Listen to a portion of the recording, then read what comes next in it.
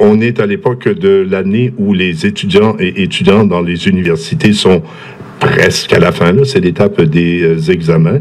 Les sessions sont commencées ou sont sur le point de commencer. Dans les écoles secondaires, ce sera la même chose, mais dans quelques semaines. Grande source d'anxiété pour le milieu étudiant. Et on a pensé inviter ce matin pour en parler Kevin Gaudreault. Monsieur Gaudreault est psychologue. Il va nous parler de la santé mentale chez les jeunes adultes, chez les jeunes universitaires notamment. Et on est en train de savoir, est-ce qu'il y a des moyens de gérer l'anxiété? Kevin Gaudreault, bonjour. Oui, bonjour. Merci de l'invitation. C'est à nous de vous remercier. C'est gentil d'être avec nous. Est-ce qu'on peut dire d'abord que les étudiants de nos jours sont plus anxieux lorsqu'arrive la période des examens de fin d'année que l'étaient ceux des générations passées? Il y a des études tout récentes, et dont particulièrement de mon coin de pays, au Québec, où on apprend que les étudiants, même au collégial, vont dire qu'environ 1 sur 3 va ressentir l'anxiété de manière importante. Donc, on voit que ça devient de plus en plus présent, bien sûr. Mais c'est également le cas... faut pas non plus dramatiser pour le cas des étudiants, mais il faut aussi reconnaître que l'anxiété est également disons, les troubles anxieux en général, sont les plus fréquents dans la population aussi. Donc, c'est 12% des gens environ qui vont souffrir d'un trouble anxieux, donc c'est aussi représentatif de la population.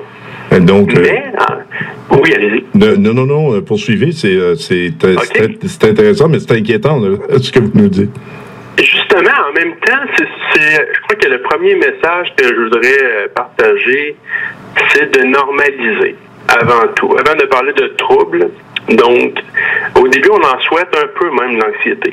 C'est souhaitable d'en avoir un minimum, qu'il y en ait au moins un peu parce que ça va servir à se préparer à faire une tâche. Soit de faire face, de fuir ou de figer. C'est les 3 réactions du corps face à une menace.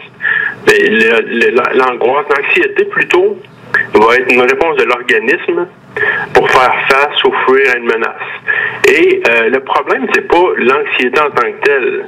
Parce que, comme je vous ai dit, puisqu'on en veut un peu, prenez l'exemple de un athlète avant une performance qui puisse avoir un peu d'anxiété, ça va l'aider à faire son activité. Oui. Même chose pour un étudiant qui se prépare pour ses présentations orales, ses examens et tout ça. Ou bien un pilote d'avion, avant de prendre l'avion, c'est intéressant qu'il puisse avoir un petit peu d'anxiété, juste un minimum, là, avant qu'il prenne le contrôle de l'avion. Le problème, c'est lorsque l'anxiété va être fréquemment présente, va être là trop souvent, qu'il va y avoir un dysfonctionnement, une détresse, et qu'elle va être là à des moments où, habituellement, elle ne devrait pas être là, même dans des moments de repos, des moments de calme, des moments où la personne fait ses activités banales de la vie, elle est assise au parc, elle a de l'anxiété.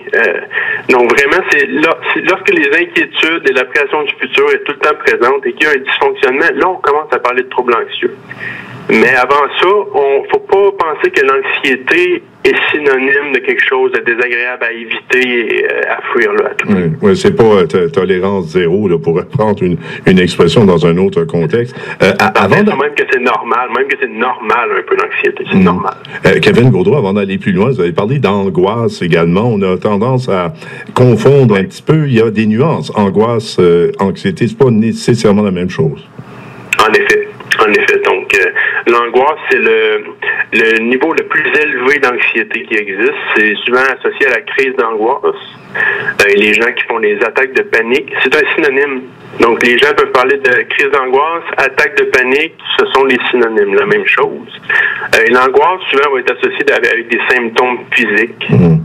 En plus des pensées irréalistes, souvent il y a des conséquences désagréables liées à l'anxiété. Il y a aussi des symptômes comme accélération du rythme cardiaque, souffle coupé, tremblement, sueur.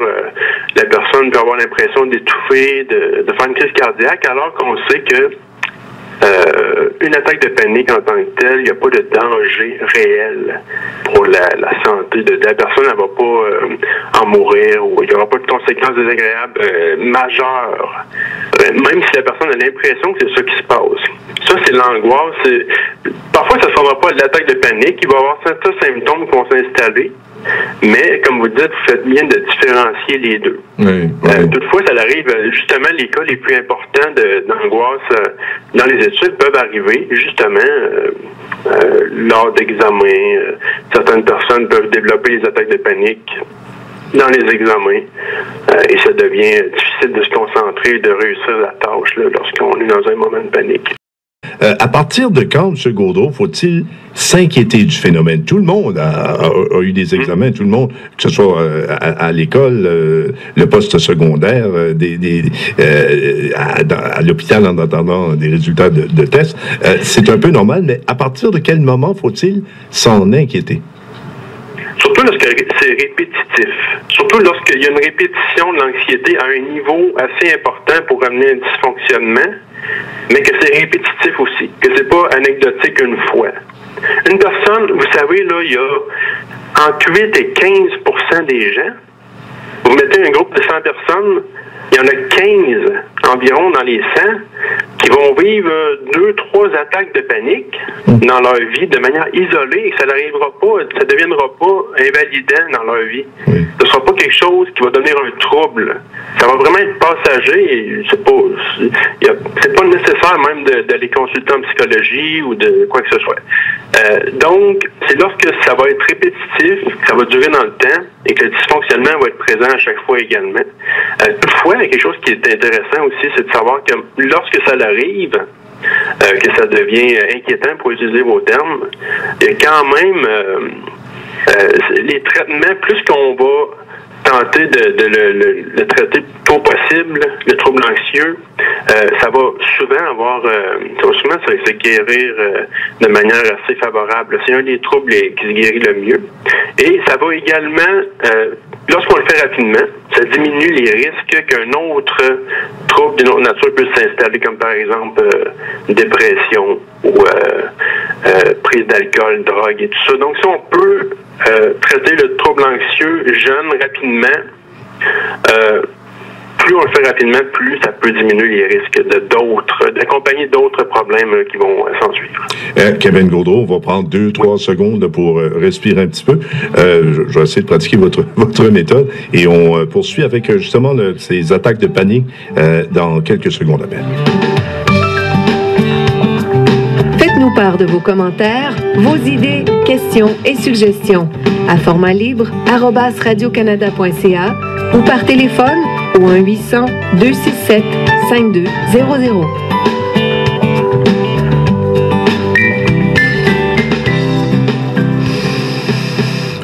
On respire donc. Kevin Gaudreau est psychologue. Il travaille en milieu scolaire au Cégep, la Pocatière, pas très loin de Québec. Vous parliez d'attaque de panique. J'aimerais entendre une définition. On a tous eu, là encore, des moments où on n'était vraiment pas à l'aise. Mais qu'est-ce qui est véritablement une attaque de panique? Qu'est-ce qui peut se passer? Concrètement, c'est vraiment une escalade de symptômes de manière intense, qui va durer environ 10 à 15 minutes. Oui. Donc, et ça va se diminuer de soi. Par soi-même, ça va diminuer ensuite. Toutefois, le pic de l'angoisse va durer, ça peut arriver graduellement, les symptômes, mais ils peuvent arriver aussi de manière assez abrupte, assez rapidement. Là. Ça peut être surprenant parfois. Et là, vous allez avoir les différents symptômes physiques que je vous ai parlé tantôt. Mmh. Mais souvent, c'est une crise vraiment... il y en a pour qui ça peut durer plus longtemps que 10-15 minutes, mais en général, ça va être environ sur la moyenne du temps que ça va durer. Et l'idéal, c'est de se dire, c'est de tenter d'apprivoiser les symptômes, amener une attention à sa respiration. Mmh. Et plutôt que de vouloir les éviter à tout prix, c'est de tenter de les apprivoiser graduellement, les symptômes. Mais ce n'est pas évident. Je ne dis pas que c'est facile. Là. Non. Mais c'est le but, c'est d'avoir une attention bienveillante envers soi-même plutôt que de vouloir lutter et combattre à tout prix. Oui. Et comment dire, empirer sa propre situation en se disant qu'on est les seuls, alors que c'est pas vrai du tout. Il y a beaucoup de gens qui doivent faire face à ces attaques. Ce que je retiens également, M. Gaudreau, c'est que vous dites c'est un des troubles qui guérissent le mieux. Donc, il y a moyen, il faut vraiment pas paniquer, c'est le cas de le dire. On peut guérir, on peut se soigner. Oui, donc c'est vraiment... certaines personnes vont réussir d'elles-mêmes sans aller consulter en psychologie par les habitudes de vie que je vous ai dit tantôt. Oui. Et également, ça peut être aussi avec une psychothérapie jumelée. Souvent, les résultats sont assez impressionnants, le succès thérapeutique qu'il peut y avoir lorsque vous allez vraiment là sur cet aspect-là de l'anxiété. Là, c'est vraiment, les résultats sont assez convaincants là. Donc, consulter lorsque les autres méthodes ne fonctionnent pas. Je reviens aux études, Kevin Gaudreault, et en particulier aux examens. Il y a, je ne sais pas si on peut parler d'une tendance, mais au Québec, en tout cas, ça se fait. On offre des mesures d'accommodement à certains étudiants du post-secondaire, collégial, universitaire. Par exemple, passer l'examen dans une salle isolée des autres, lorsqu'on est candidat à des attaques de panique. J'aimerais vous entendre là-dessus. Est-ce que c'est une avenue intéressante à explorer? Oui, surtout pour les... oui, dans certains cas, ça peut être plus invalidant, puis ça peut être plus difficile, puis oui, c'est mieux amener des mesures d'accommodement comme ça que de rester pris avec et de plutôt décrocher. Mm. Donc, oui, je vois ça de manière favorable et c'est important, ça doit être là.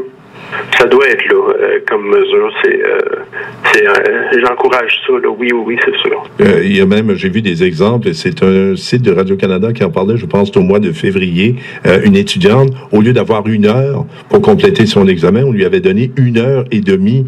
Ce que ça m'a entraîné comme questionnement, je me suis dit, oui, mais comment on fait pour convaincre le professeur, dans ce cas-ci, qu'on est sujet à des attaques de panique, puis qu'on aurait besoin peut-être d'un petit peu plus de temps, parce que j'ai l'impression qu'on ne va pas donner ça à quiconque le demande. Ben justement, moi je suis interne en psychologie au cégep de la Pocatière, puis ça arrive là, dans certains cas où il va y avoir un avis là, qui va être donné sous l'autorisation de l'étudiant, qu'après une évaluation, on va juger qu'il y a des attaques de panique et que l'étudiant va avoir besoin d'une certaine mesure à sa demande. Il y a un avis professionnel qui est donné dans ce cas-là. Là. Donc, il y a du travail d'équipe là, qui se fait là, entre les professionnels puis les enseignants et tout ça, là, pour le bien de l'étudiant. Et l'étudiante qu'on avait interrogée, là, je parle toujours de ce reportage de Radio-Canada, elle disait, lorsqu'on me met dans une salle à part, ça baisse mon niveau d'anxiété. L'anxiété, bien sûr, affecte mes scores aux examens. Et elle dit que ses résultats se sont améliorés depuis qu'elle a droit à des mesures d'accommodement. Elle dit, j'ai eu des paniques. Ce ne sont pas des bonnes expériences, mais maintenant, je n'ai pas d'attaque de panique avant mes examens. Est-ce qu'il faut comprendre que une des premières étapes, M. Gaudreault, c'est d'admettre qu'on peut être candidat à des attaques de panique ou carrément qu'on peut avoir de la difficulté à gérer son anxiété? Est-ce qu'il faut d'abord s'en convaincre pour espérer en guérir éventuellement? Oui, le premier point, de l'accepter, de l'admettre, oui, bien sûr. Et il faut pas, en même temps, ça dépend des attentes de la personne et ses buts dans la vie, qu'est-ce qu'elle veut faire, là. Mais ça dépend aussi du combien de temps il reste à faire ses études, c'est quoi, qu'est-ce que les enjeux qui sont liés à ça, parce que souvent, ça va être à court terme et à moyen terme que les mesures par exemple, d'accommodement vont pouvoir aider. Ça va avoir des bienfaits à court terme, moyen terme, passer les examens, réussir la session. Toutefois, si on s'en tient à seulement ça, c'est sûr que le trouble a des risques de demeurer à long terme, cependant. Oui. Donc ça, c'est l'élément, là, la nuance entre les deux. C'est là la limite d'encourager cette solution-là. C'est de se dire que c'est une solution surtout à moyen et court terme qui va être aidante. Là. Mais il ne faut pas prendre ça à la légère.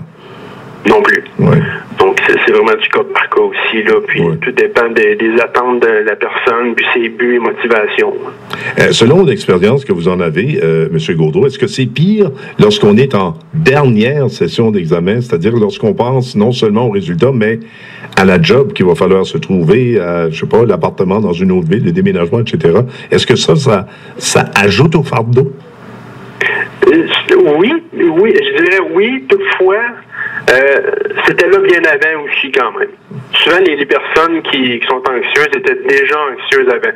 Ils étaient anxieuses lorsqu'ils sont arrivés même. Dans leur première session, puis souvent ils ont été anxieuses au secondaire aussi, puis certains au primaire. Donc on voit souvent ça a été avant aussi. Mais les statistiques démontrent que à l'âge des étudiants universitaires et début âge adulte, c'est là quand même que le plus haut niveau de troubles anxieux. Donc c'est là que ça ressort le plus. Et oui, il y a plusieurs choses qui se passent en même temps là à cet âge-là. Comme vous disiez, vous donniez l'exemple de partir pour un emploi ensuite, etc. Mais il y a également là beaucoup d'autonomie qui est mise en jeu de la personne. Les premières relations avec les partenaires de vie, les situations financières qui peuvent être préoccupantes pour certains. Ensuite, il y en a pour qui c'est la première fois qu'ils vont quitter la maison familiale. Donc, il y a beaucoup de choses en même temps qui se passent, puis l'estime de soi est mis vraiment au test à ce moment-là aussi en même temps. Il y a beaucoup de choses qui demandent une adaptation en même temps, bien sûr. Mais on résumera pas, c'est pas à cause de... Pour certaines personnes, ça peut commencer là, mais il y en a beaucoup aussi que ça a commencé avant. Là. Je veux amener ce message-là, cette nuance-là. Oui. J'allais dire, ce que vous venez de nous décrire, ça ressemble quasiment à ce que peuvent expérimenter certains tout-petits qui s'en vont à l'école pour la première fois. Ça peut, oui, même que souvent, il y a des personnes qui vont souffrir il y a certaines études qui démontrent ça, que des personnes qui souffrent de troubles de panique, qui font beaucoup d'attaques de panique de manière répétitive, rendues à l'adolescence, l'âge adulte, avaient l'anxiété de séparation lorsqu'ils étaient jeunes, lorsqu'ils étaient enfants. Donc, c'est intéressant que vous donniez l'exemple parce que oui, il y a même des études qui démontrent certains liens avec ça.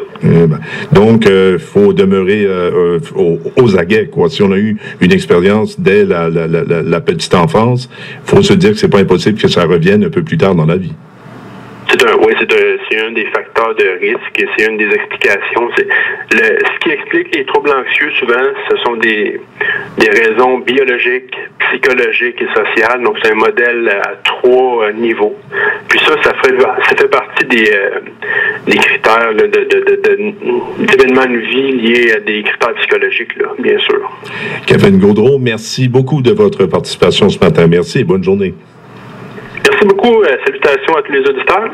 Merci bien, M. Kevin Gaudreau. Il est psychologue et il travaille au Cégep de l'Apocatière au Québec, bien entendu.